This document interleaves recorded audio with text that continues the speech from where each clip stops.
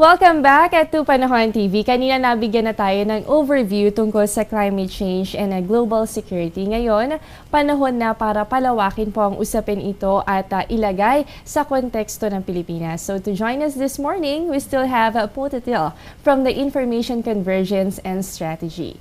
In the Philippine context, being one of the most vulnerable countries to climate change impact, what do you think are the threats to our national security? The threat to national security is what comes through your borders and what happens in terms of internally. They're the two threats that comes in. So as climate change impacts certain environments, people along the area are shifted. You have migration going out, you have people coming in. If there's a disaster, so the ports and borders is where the problem starts at for national security. Then you have internal problems such as climate causing people to get ill. Right? You have water system that takes place. You have resources that actually are impacted. So it's not just a one-step approach. Think of an iceberg, and you're seeing the top part of it, right? And then there are various layers you have to go down and to understand it. Yes, right? And the Titanic had learned it the hard way. Yes, well, not just, governments learn it the hard way. I mean, the bigger Titanic are the world governments. Many of them don't think deep into certain problems, and the ultimate victims of that are, unfortunately, their best citizens. All right.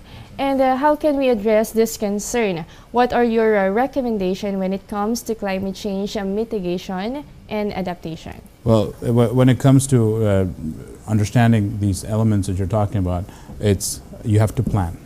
Right. You have to, you have to get a better preparation going. You have to train. You have to do things before it takes place. And then once both these things are there and you find any gaps or problems, you have to bring in technology that can mitigate those problems, fill in the gaps. And if there is a policy that needs to be fixed, you need to change the policy. So these are things that needs to get done before we just go out and say, hey, look, we're ready. We're ready. Right. And for our last question, what message can you give our government and the viewers, especially now that the action is urgently needed for our future? It's not I don't have a message, I have a request. All right. My request is let's try to create, open up doors to create new ventures here that actually will help the people. Don't block projects that will come in just because you don't know about it. Get educated on them, right? You have great resources. Our center is one.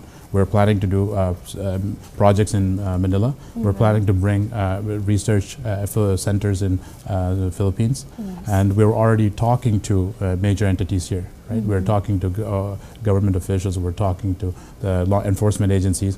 And the idea is we would establish through a university sector a center locally in Manila or in Philippines that actually can become a partner. So if you don't know something, you don't have to just say no. You can go get educated, help create new policy, create the preparation that is needed. And at the end of the day, all the people that are here, whether you're the lawmaker, whether you're the enforcer, you're part of this. You can't escape being a victim to disaster at this level.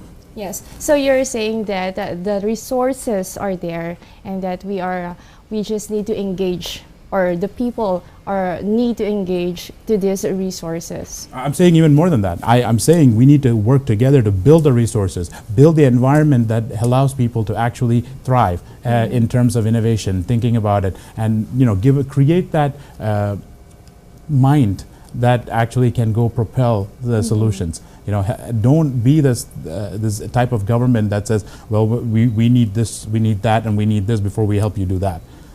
Let people organically develop solutions, right? And this is an example that you see in regions where technology has bloomed, like Silicon Valley, where minds are allowed to come up and experiment and come up with solutions. And look at what we have. We have some of the most beautiful technology and solutions out of it. It can be done. Manila has all this resources that is needed to do it. All we need to do in Manila is have the support and will of the people that are in charge, and we can bring a better future for your citizens.